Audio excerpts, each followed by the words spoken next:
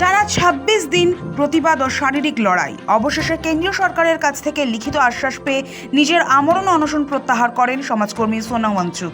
বৃহস্পতিবার গভীর রাতে গুরুগ্রামের মেদান্তা হাসপাতালে কেন্দ্রীয় স্বাস্থ্যমন্ত্রী জেপি নাড্ডা এবং কেন্দ্রীয় মন্ত্রী জিতেন্দ্র সিংয়ের উপস্থিতিতে অনশন ভাঙেন এই সমাজ সৈনিক।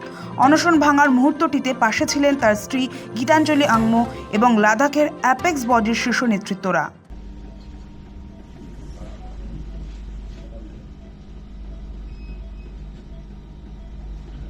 Hunger tastes better.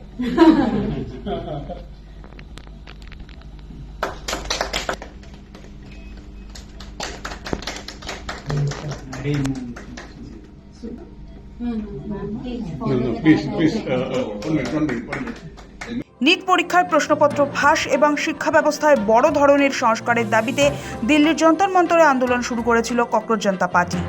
একই সঙ্গে কেন্দ্রীয় শিক্ষামন্ত্রী ধর্মেন্দ্র প্রধানের পদত্যাগের দাবিও তোলে তারা। পরীক্ষার্থীদের দাবির প্রতি পূর্ণ সংহতি জানিয়ে গত ২৮ জুন থেকে অনির্দিষ্টকালের অনশন শুরু করেছিলেন সোনাম ওয়াংচুক।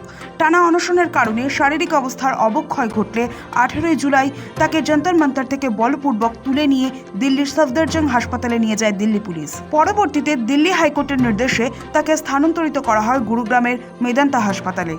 তবে শরীরের প্রায় ১১ কেজি ওজন কমে যাওয়া সত্ত্বেও হাসপাতালে বৃহস্পতিবার রাত পর্যন্ত অনশন চালিয়ে যান তিনি। সোনাম ওয়াংচুককে অনশন ভাঙতে আবেদন জানিয়েছিলেন বহু কলাকুশলী থেকে শুরু করে দিল্লি বিশ্ববিদ্যালয় কর্তৃপক্ষ এবং বিভিন্ন রাজনৈতিক দলের সাংসদরাও। অবশেষে একাধিক শর্ত নিয়ে দীর্ঘ আলোচনার পরই অনশন প্রত্যাহারের সিদ্ধান্ত নেন ওয়াংচুক। সোশ্যাল মিডিয়া পোস্টে নিজেই অনশন ভঙ্গের খবর জানিয়ে তিনি জানান ঠিক কোন কোন শর্ত মেনে এই সিদ্ধান্ত নিয়েছেন তিনি। बैठ जाता तो आखिर में आज उन्होंने लिखकर आश्वासन दिया है। কোন শর্তে অনশন ভাঙলেন সোনাম ওয়াংচুক?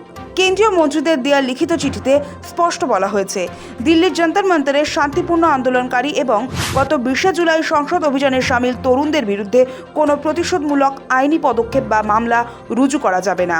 অনশন প্রত্যাহারের পর সোশ্যাল মিডিয়া এক্সে এক ভিডিও বার্তায় সোনাম ওয়াংচুক সরকারের লিখিত আশ্বাসনামার কপি শেয়ার করেন। সোনাম ওয়াংচুক জানান, আন্দোলনকারী শিক্ষার্থীদের বিরুদ্ধে যেন পুলিশি পদক্ষেপ বা এফআইআর না করা হয়, সেই দাবিতে গত দুদিন ধরে সরকারের সঙ্গে দীর্ঘ দর কষাকষি চলছিল। সেই কারণেই অনশন আরও দুদিন টেনে নিয়ে যেতে হয় তাকে। কেন্দ্র অবশেষে সেই শর্ত মেনে নিয়ে লিখিত প্রতিশ্রুতি দেওয়ায় তিনি অনশন শেষ করার সিদ্ধান্ত নেন। जिसका कि 2 दिन से हम बहुत ही कड़ा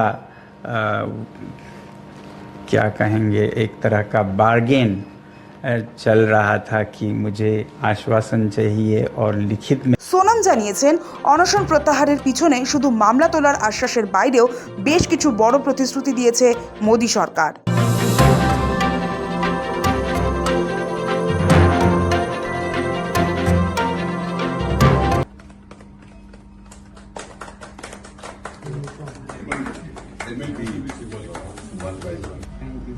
সংসদে আলোচনা, নিট পরীক্ষা ব্যবস্থা এবং ক্রমাগত প্রশ্নপত্র ফাঁসের ঘটনা রোধ ও শিক্ষা ব্যবস্থার আমূল সংস্কার নিয়ে চলতি সংসদ অধিবেশনেই আলোচনা করা হবে বলে কেন্দ্র জানিয়েছে।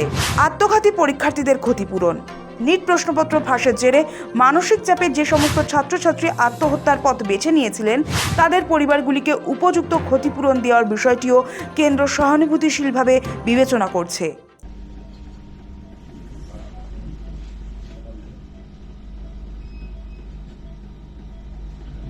Hunger tastes better.